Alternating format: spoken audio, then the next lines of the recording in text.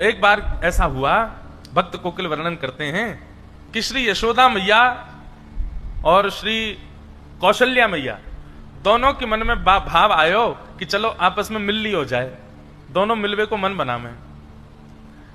तो श्री साकेत धाम से राघव जी को गोद में लेकर के कौशल्या मैया गई और श्री गोलोक धाम से लाला कन्हैया को गोद में लेकर के हमारी यशोदा मैया गई।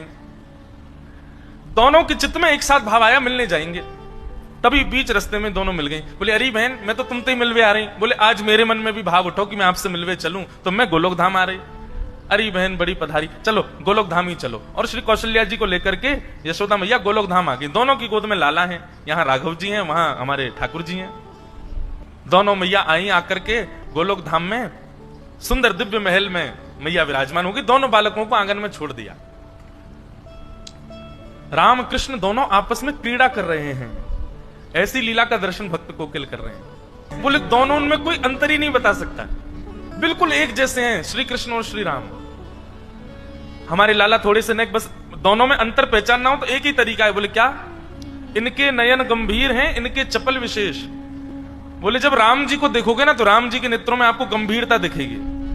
बस नेत्रों से ही पहचाना जा सकता है, बाकी नाक, होठ, कान, गाल, हाथ, पैर सबरे गदमदरा से हैं ठाकुर जी।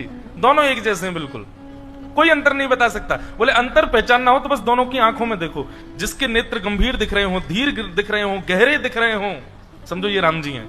और जिसके ऐसे चपल चपल इधर घूम रहे हैं, इधर घूम रहे हैं, फिर इधर, फिर कभी इधर घूम जाए बंदर की तरह, कभी उधर कूद जाए, बोले ये कन्हैया हैं।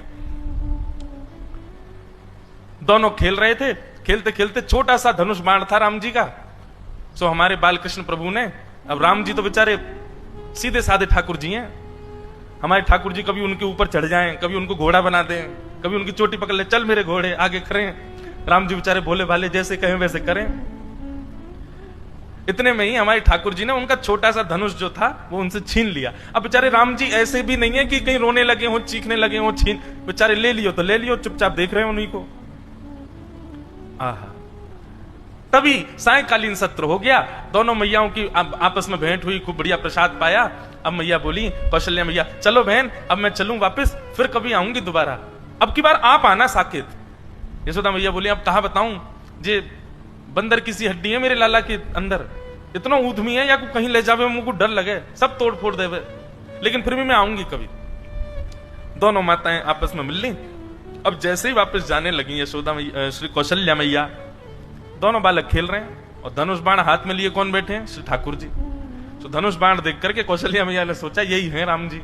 सोई हमारे गोपाल जी को गोद में उठा लिया और ठाकुर जी को लेकर के श्री कौशल्या मैया साकेत को जा रही हैं और राम जी रह गए वहीं गोलोक धाम में। दोनों बालक अदला बदली हो गए। ठाकुर जी भी इतने चतुर, बोले ही नहीं रास्ता में कि मैं राम नहीं हूं, वो भी पकड़ के जा रहे, देख के तो हूं साकेत कैसो है, या राम के सखान को मजा चका के आऊंगो।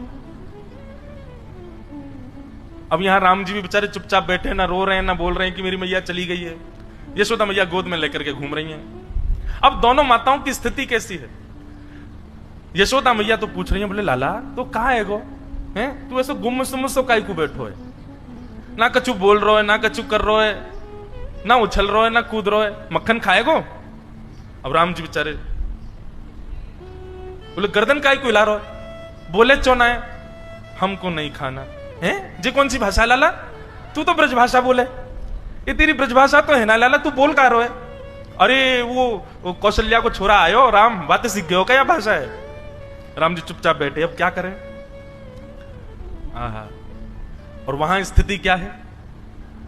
जैसे ही ठाकुर जी पहुंचे साकेत, अब वहां तो बड़ी शिष्टाचार मर्यादा रहती है। दशरथ जी महाराज भोजन करने के लिए जब बैठते हैं तो बगल में एक छोटा आसन लगता है, छोटी चौकी पर छोटी थाली में राम जी पाते हैं। लेकिन यहां साकेत, यहां गोलोक धाम में तो नियम है कि श्री नंद बाबा की गोद में बैठ जाएं ठाकुर जी और उन्हीं की थाली में से खाएं। जो नंद बाबा खा रहे हो हाथ पकड़ ले, पहले मुंह खवाओ फिर खाइयो। यहां तो ऐसी लीला है। अब वहां दशरथ जी ने कहा आओ राघव आइए बैठिए, प्रसाद पाते हैं साथ में मिलके। बगल पे आसन पर आकर के कौशल्या मैया ने बैठा दिया। ठाकुर जी बोले जे कहा है भैया ये आसन पे मैं तो कभी बैठो ना हूं। तुरंत चढ़ गए और दशरथ जी की गोद में बैठ गए और गोद में बैठ करके वहीं बैठ गए। वहीं प्रेम, दशरथ जी को भी बड़ा प्रेम लगा। अरे देखो कौशल्या, आज राम गोद में बैठ गए मेरी, शायद इनका भाव है कि गोद में बैठ के पाएंगे। अब तो महाराज ये तो बड़े आश्चर्य की बात थी साकेत धाम के लिए। सब लोग आ करके देख रहे हैं और देख करके दूर से ही बलैया ले रहे हैं। आहा, आज राम जी का कैसा प्रेम उमड़ा है अपने पिताजी के ऊपर। अब दशरथ जी खा रहे हैं और बीच बीच में बड़े शिष्टाचार से खवा रहे हैं ठाकुर जी को। ठाकुर जी के मुंह में उंगली जाए से उंगली काट जाए दशरथ जी की। दशरथ जी की बोले राघव ऐसे नहीं करते, आपने काट क्यों लिया? इतने में तो ठाकुर जी ने कड़ी ली और कड़ी लेके दशरथ जी की दाढ़ी पे लगा दी, खीर लेके माथे पे लगा दी, पूरे मुंह पे सब मक्खन आदि पोत करके और अपनी जीभ निकाल के उनके गाल चाट गए। दशरथ जी बोले ये कौशल्या ये क्या हो गया है? बाहर आकर के कौशल्या मैया ने देखी तो दशरथ जी तो पूरे सने हुए ऊपर से नीचे तक। बोले ये किसने किया? बोले ये राघव कर रहे हैं, ये कहां से सीख करके आ गए हैं ये सब? बोले अरे आज वहां गई थी ना मैं गोलोक धाम, वहां यशोदा का बेटा बड़ा नटखट है, कहीं उससे तो नहीं सीख लिया। लेकिन फिर भी राघव तो ऐसा तो कभी नहीं करते। इतने में तो राम जी उछल करके भाग गए और महाराज आंगन में जितने भी बढ़िया सुंदर गमला रखे सब फोड़ दिए उठा उठा करके। पूरा साकेत धाम आश्चर्य में, बोले हो क्या रहा है?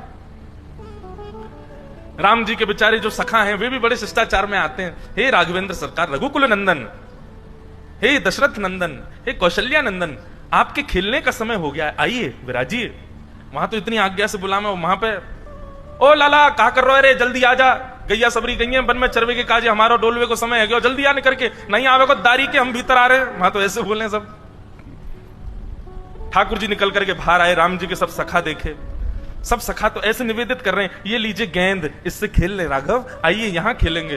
ठाकुर जी ने गेंद ली, एक दूसरे के मुड़े मारनी शुरू करी, पकड़ करके चोटी कोई को पेड़ पर चढ़ा दियो, कोई को नदी में फेंके आए, कोई के ऊपर चढ़ करके वही को घोड़ा बना दियो। बालक सब रोते रोते कौशल्या मैया के पास गए, बोले आज राम जी को क्या हो गया, बहुत मार रहे हैं हमको।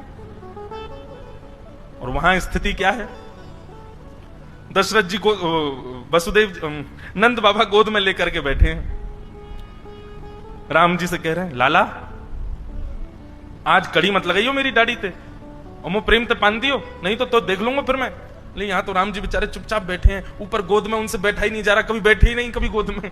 अब बार बार उतर करके वो तो नीचे आ जाए, फिर उठा करके गोद में रख ले नंद बाबा, फिर उतर के नीचे आ जाए। अब अपने हाथ से खिला, में उनको अभ्यास नहीं किसी के हाथ से खाने का, अपने हाथ से खाते हैं, आकर के थाली में से अपने आप तोड़ करके पा रहे हैं। यशोदा आज चंद्रमा कहां ते निकलो, देखियो लाला अपने हाथ से भोजन कर रहा है, और बड़े प्रेम से नव कवल तोड़ते हैं, लेकर के प्रेम से पाते हैं। बोले पता नहीं क्या हो गया, जब से राम जी से मिलके आए हैं, जब से राम जी आए हैं घर पे, तब ते पता ना लाला हमारा बिल्कुल शांत सा है। यहां ग्वाल बाल बुलाने के लिए आए, कन्हैया चल खेलवे को समय है गयो। अब राम जी बेचारे बड़े सीधे साधे हाथ जोड़ करके बाहर गए, बालक ने पकड़ ले, बोले आज बड़ो हाथ जोड़ रहा काव्य लाला, कल तेने बहुत मार लगाई हमें, आज तो ना छोड़ेंगे हम। आज राम जी की बारी आ गई, सब ग्वालाओं ने खूब आनंद कराया, इतना ऊधम कराया महाराज, गीले कर लाए, जमुना जी में डुबाया है। राम जी बेचारे परेशान, रात्रि में बिस्तर पर बैठ करके राम जी के नेत्रों से मोटे मोटे आंसू गिर रहे हैं, और वहां कौशल्या और दशरथ जी के आंसू निकल रहे हैं। क्यों? बोले सोनी ना दे रो लाला। रात में राम जी अपने कक्ष में सोते हैं, लेकिन ठाकुर जी तो नंद बाबा यशोदा मैया के बीच में सो में। अब जबरदस्ती कौशल्या मैया और दशरथ जी के बीच में सो गए ठाकुर जी। कौशल्या मैया दशरथ जी दोनों जैसे ही सोए तो कौशल्या मैया की चोटी और दशरथ जी की दाढ़ी पे गांठ बांध दी ठाकुर जी ने। बोले अब आनंद आवेगो। थोड़ी देर में दशरथ जी उठे तो यहां कौशल्या जी की चोटी खींचे, दशरथ जी की दाढ़ी खींचे, और ठाकुर जी ताली बजा में आनंद आ गयो, आनंद आ गयो, आनंद आ गयो। कौशल्या मैया भूली, बोले ये राम तो नहीं कर सकता।